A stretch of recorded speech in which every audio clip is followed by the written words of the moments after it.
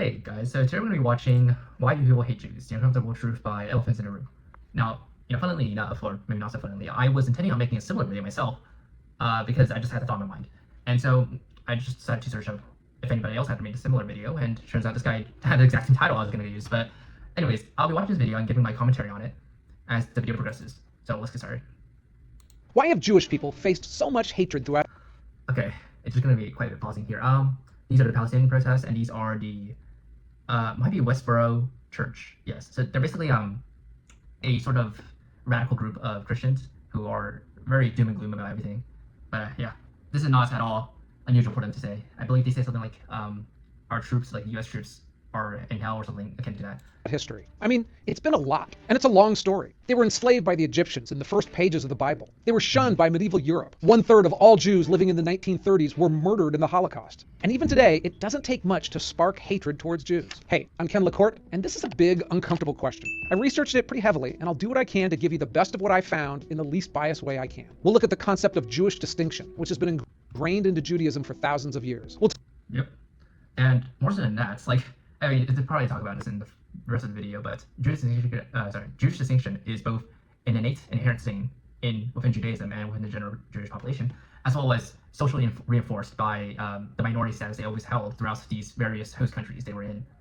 Take a close look at how jealousy towards Jewish success and power has played a part, as well as how true and not so true anti-Semitism charges affect the equation as well. I'm glad he mentioned true and not true, because oftentimes you think of stereotypes or accusations as just being as stereotypes or accusations, but in truth, there's usually at least a kernel of truth. You know what I mean? There's usually a kernel of truth somewhere along the lines of that within any accusation made. And so it's important to distinguish that and not just shut down the conversation outright.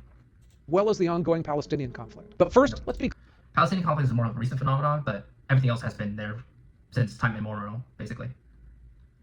clear. Jews are far from the only victims around. Racism, xenophobia, and bigotry are an ugly and ongoing part of human history. Across every era and place, you'll find people being persecuted for their ethnicity or their beliefs. We've seen the Cambodian genocide, the Rwandan genocide, Mao's Cultural Revolution, Soviet purges, the Armenian genocide. It goes on and on. When times get bad, people often look for somebody to blame. Minorities, immigrants, and religious groups often become easy scapegoats.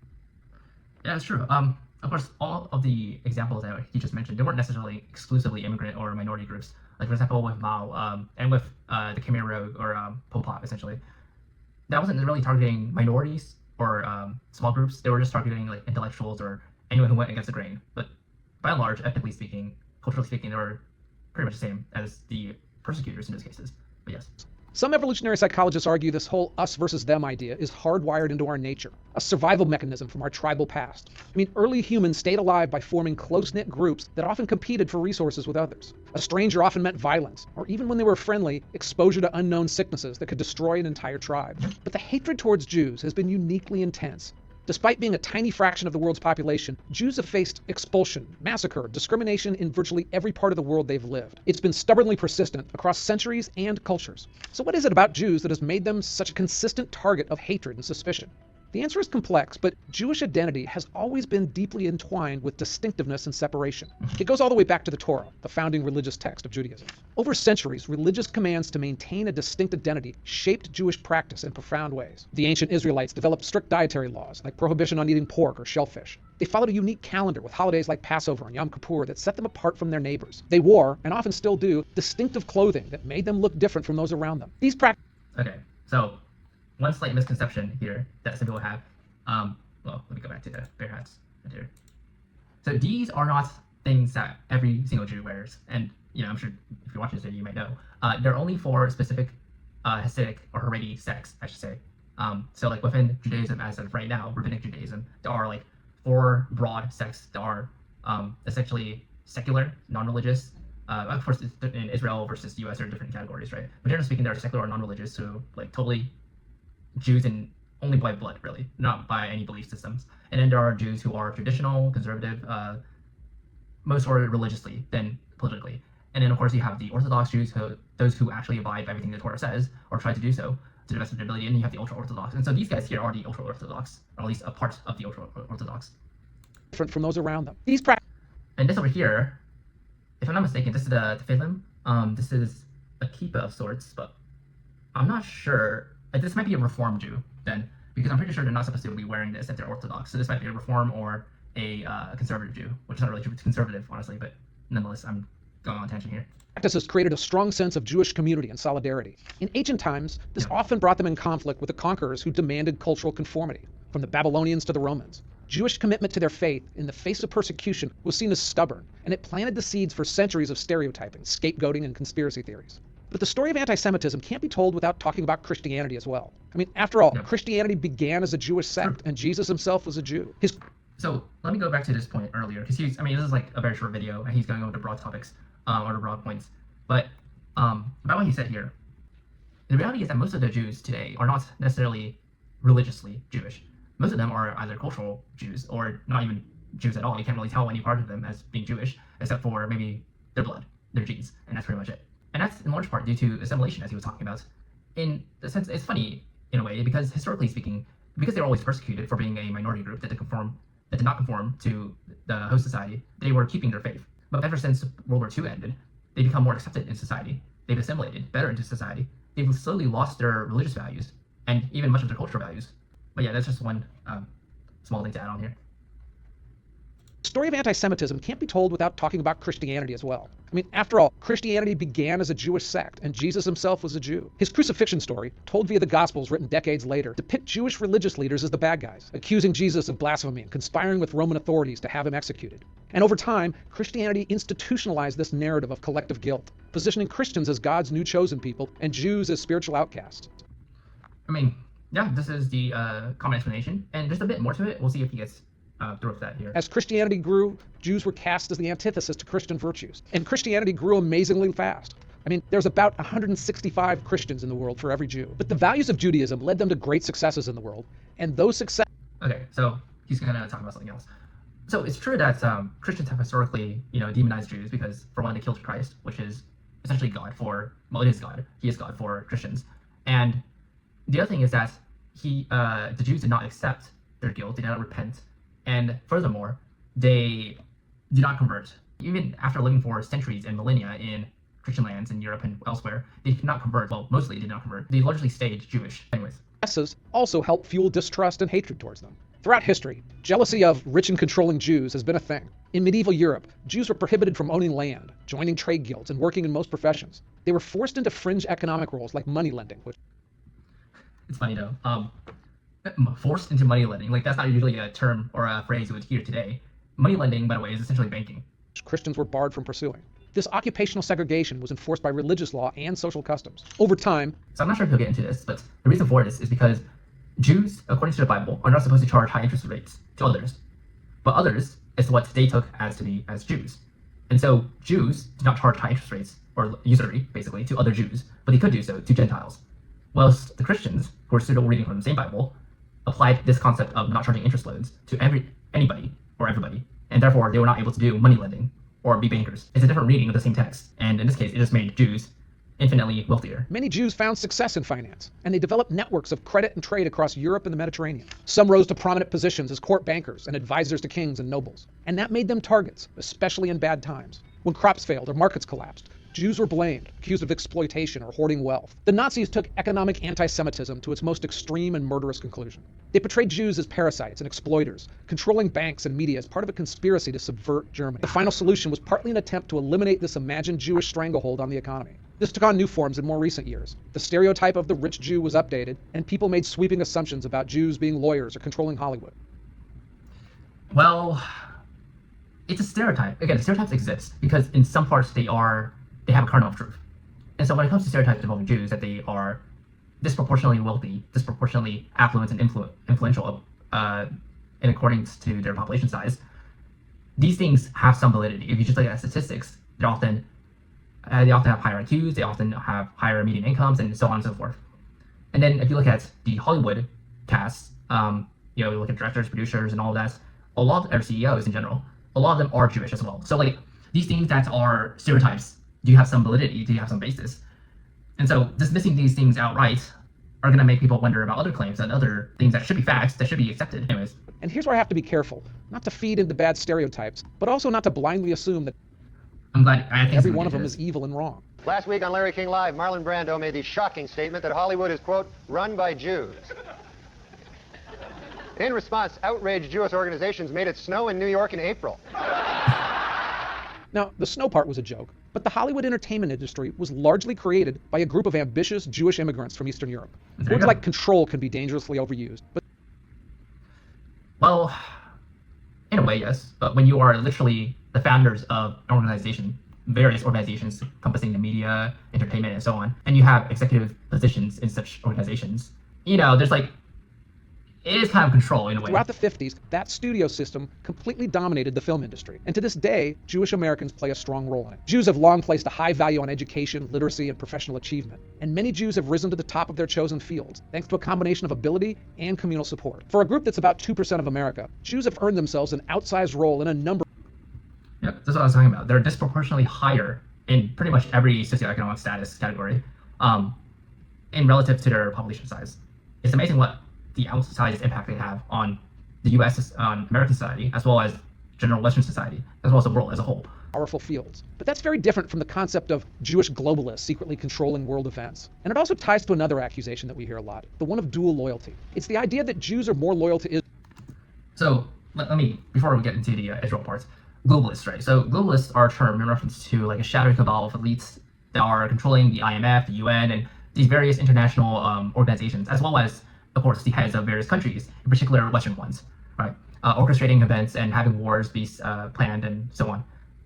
And so, again, with every single truth claim, there's usually some kernel of truth within there, no matter how exaggerated. And so, if you make the logical assumption that Jews are disproportionate, like earlier with that statistic, he mentioned that Jews had an overrepresentation when it comes to being congressmen and so on. So in other words, they have a disproportional impact when it comes to politics. Therefore, is it an inconceivable thought that they would have an disproportional impact and perhaps outsized impact when it comes to U.S. politics and therefore international politics? No, not really. It's just a logical sequence of events that leads to this point of conclusion. And therefore, it's not out of the realm of possibility. And usually if something's not out of the realm of possibility and you look at human motives, and I'm going on a tangent here, but you can come to the point where, yeah, you believe in the globalist so-called conspiracy.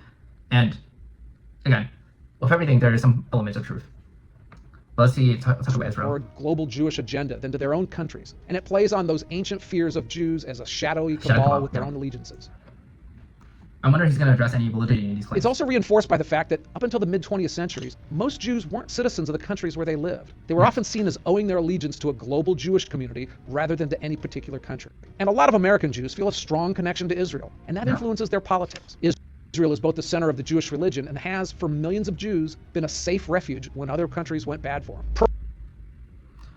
Yeah, I think I'll talk about more points right now, but everything he said is correct. And I think it needs to be said that, again, these accusations about Jewish dual loyalty, they are, true to some extent. Jews do have an inherent sort of tie to Israel, like the country Israel. And Israel, no matter how much it proclaims to be a secular democracy, which it is still one that is informed by citizenry, which are primarily 70% Jews. And so, it's both, right? Both things can be true at once. And it's definitely the case that, again, with everything, there is some kernel of truth. So is it out of the realm of possibility to assume that a people which has been dispossessed throughout much of history, would it be out of the realm of possibility, therefore, to assume that they would have still dual loyalty to both the ancestral community that they have long had for forever, that has always been by them, as opposed to this sort of new friendly community, this new friendly civilization that only recently accepted them? Yeah, I could totally see that happening. And so, again, these are accusations, when taken to the extreme, leads to anti-Semitism. But there's again validity in pro-Israeli lobbying organizations like AIPAC give a lot of money to U.S. politicians, and the United States gives a lot of money in support to Israel. Yep. And AIPAC, a claim often made is that AIPAC is one that is funded by Israel. I don't think it is necessarily, but definitely what it is one that is lobbying for the interests of Israel. And so, at that point, what's exactly the difference here? $4 billion a year in a typical year, and closer to $18 billion last year. And when some progressive politicians spoke out strongly against Israel, a lot of Jewish money helped defeat them in elections. That's all, everything said just now was true. Again, when it comes to progressives, though, the reason why they're against, I'm not sure. So earlier they talked about success. You talked about success, right? The funny thing is that within the progressive mindset, when it comes to Jews, is that Jews has historically supported progressivism because they've always been on the side of the people of color or the weaker side or downtrodden, more or less. And so it appealed to them, and they appealed back. The party appealed back to the Jews. But in recent years, there's been an increasing extremism or radicalization within the progressive wing, like the most left-leaning wing of the Democrat Party, let's say in the U.S. And what this has created has been a sort of Marxist, oppressed mentality in which anybody who is oppressed is automatically good, and anybody who's an oppressor is automatically bad. And so when they look at increasing numbers of categories in which to place people in, for example, income level, and in the case of Jews in America, because they have assimilated so much to the broader American culture and they're seen as culturally more or less white, they're white passing for the most part, they're able to be persecuted against as a white identity group. That's essentially what has happened with the Jews in America and in the broader West, in which, because there has been an evolved culture in which viewing white men or Christians or anybody who is successful in society as bad, that has been placed upon the Jews, which is ironic, but Now, people should be able to debate about America's relationship with Israel without being branded anti-Semitic. And furthermore, one more thing is that a lot of these progressive groups, not only are they using that Marxist sort of lens when looking at things, but they are also advocating for their own interest groups, right? So earlier they had a picture of Ilhan Omar on there, and so she's considered progressive, like more of the progressive wing of the Democrats, but she herself is advocating for Somali interest groups. So a lot of these times, these various progressive politicians are advocating for their own interest groups. They're just looking to replace the Jewish one with their own. So there's that debate too. about America's relationship with Israel without being branded anti-Semitic. And some Jewish leaders are quick, sometimes too quick, to play that card. Yeah. Now, like the ADL or whatever else, you call anti-Semitism for too long, basically. Like right after World War II, yeah, people were sympathetic to your cause, but the more you talk about it, the more you use that as a get out jail free card for literally everything, well, then people started going to be desensitized to it, and they're just gonna stop caring about it all that much. in the history of anti-Semitism, many Jews are rightly sensitive to anything that sounds remotely anti-Jewish.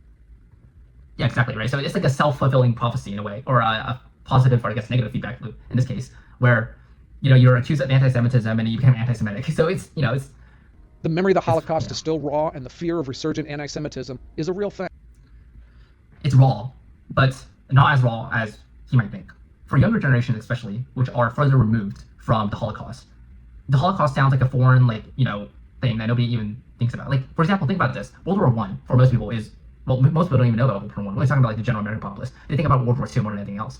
And so, with every generation, past events become further and further removed. They become less relevant in the lives of the young, and therefore, if you talk about things that happened back then, people are going to have less sympathy for that cause, or for whatever cause you're trying to draw support from by referencing things that happened back then. Yeah. I mean, it was only 80 years ago that train tracks ended at death camps in Nazi Germany, where millions. Yeah. The other thing is that with our news cycle, our current news cycle, right? We have so many things happening all the time, 24/7, that something that happened literally last week is forgotten about in replacement of something else. And so, why would we expect the Holocaust, as tragic as it is, to be any different in that regard? It's something that happened 80 years ago, right? And we have had so many world-breaking events ever since that. And with the current news media, we have not something akin to the Holocaust, of course, but events every single hour of the day. It's just nonstop media, and our our goldfish brains cannot comprehend all this, and so we can only think in our immediate 15 minutes. Were murdered. I mean, there are still people alive today who were around back then. Decreasing number of those who are alive. And it's not always easy to distinguish between honest disagreement and veiled bigotry. For instance, some say the term Israel lobby is an anti-Semitic dog whistle. But it's true, right? These could be a dog whistle, these could be anti-Semitic, but they're not necessarily wrong. So, and again, all this is someone who is, broadly speaking, when it comes to America's relationship with Israel, generally positive. I think Israel should be, is a Western force within the Middle East. So, I'm not even necessarily against Israel as suggesting a shadowy Jewish influence over American politics. Others say it's an accurate description. Yeah. Both things, again, can be true. The Jewish Anti-Defamation League offers other examples. The ADL. These guys will call anti-Semitism on literally everything. In their polling of what they call anti-Semitic questions, some are clearly that. But others, like the statement, Jews stick together more than other Americans, don't seem very anti-Semitic. Yeah, it's just a fact, right? Obviously, again, when you're quick to call every single thing as anti-Semitic, then everything becomes anti-Semitic for you. And people become basically fatigued or tired of you whining about anti-Semitism, even though only 80 years ago you were or your grandparents or whatever were literally being killed. But the more you whine about it, the more you talk about it in such a way that makes you look pathetic, honestly, that makes you look like a whiny little brat, to put it lightly, you are not getting any favors. And to put it in the tone of the other generations, you're basically just losing aura. To me, and have a large degree of truth. There have even been recent attempts in America to outlaw boycotting Israel, or even supposedly anti-Semitic speech, actions that completely violate America's concept of free speech. Things like that not only create a backlash, but they make it harder to confront genuine anti-Jewish hate.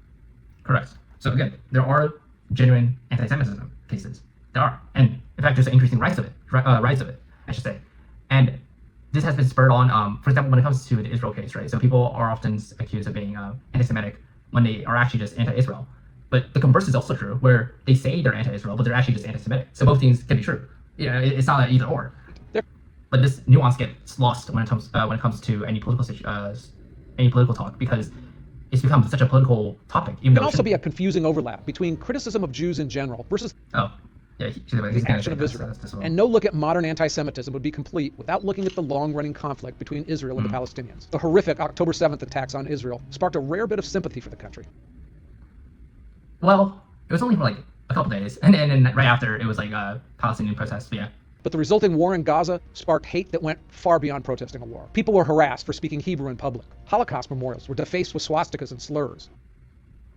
Yeah, that's true. And earlier I referenced the progressivism, or the general sort of left-leaning attitudes that many Jews hold, which is ironic considering many of these cases are actually carried out, many of these anti-Semitic attacks were actually carried out by other left-wingers, or funnily, even more so, the Islamic voter base, right, or the Islamic constituency within the U.S. or the West, which it's just so stupid. They're also pandering to the left, or being pandered to by the left. It's just I don't. It's like a chicken for KFC moment. When you have Jews supporting left-wing causes or left-wing parties, they're also trying to placate Islamic constituencies. It's just like it's like the gays for Gaza, or any number of other things that are just so ridiculous to even think about. But it's reality. Jewish-owned businesses were vandalized not for supporting a war, but just for being Jewish. And elite college campuses in the United States and elsewhere often just denigrated into anti-Semitic environments under the guise of being anti-war. Correct. And in many ways, this has been a thing that's not just only for Jews, like throughout history, throughout American history, I should say. When it comes, for example, to the Vietnam War, many of it was anti-war, correct? Some of it was outright anti-America or anti-West, like pro-communist. Even though that's perhaps an exaggeration, some of that definitely did exist. And so oftentimes there are multiple aspects of the same cause trying to compete for what the cause should be about. And of course, people from their own biases will only look at one part and base it entirely off that. People who hated Jews had a field day. I mean, more Ukrainians have died at the hands of the Russians, who launched a totally unprovoked war against them, but you don't see anywhere near the level of vitriol. Correct.